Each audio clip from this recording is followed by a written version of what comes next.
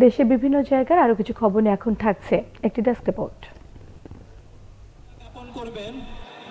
BNP চেয়ারপারসনের উপদেষ্টা আমানুল্লাহ আমান বলেছেন, আয়নাঘরের মাধ্যমে দেশের জনগণকে নির্যাতন ও হত্যা করেছে ফ্যাসিস্ট হাসিনা। সকালে কেরানীগঞ্জের ৭টা সরকারি উচ্চ বিদ্যালয়ের বার্ষিক ক্রীড়া প্রতিযোগিতা ও পুরস্কার বিতরণ অনুষ্ঠানে প্রধান অতিথির বক্তব্যে তিনি একথা বলেন।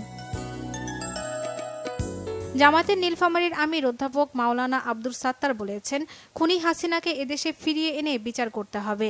জেলা জামায়াতের কর্মী সভায় তিনি একথা বলেন।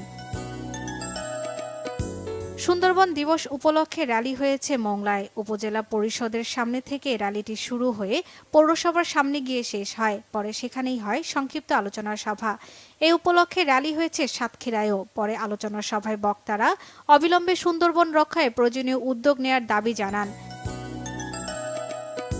নানা আয়োজনে বসন্তবরণ উৎসব হয়েছে চট্টগ্রামে। দিনব্যাপী সাংস্কৃতিক অনুষ্ঠান হয়েছে নগরীর আমবাগান শহীদ ওয়াসিম পার্কে।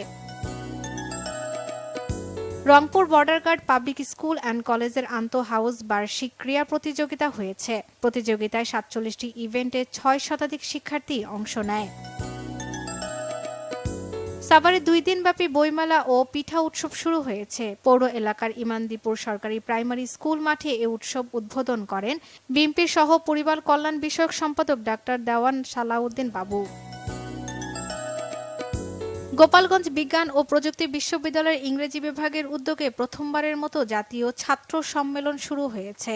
উদ্বোধন করেন প্রো ভিসি অধ্যাপক ডক্টর মোহাম্মদ সোহেল হাসান। জয়পুরহাটে ক্লাব কাপ টি-20 ক্রিকেট টুর্নামেন্ট শুরু হয়েছে। চিনির কল মাঠে এ টুর্নামেন্টের উদ্বোধন করেন Joypurhat police super Mohammad Abdul Wahab. Sharmila Keya, Bangla vision news desk.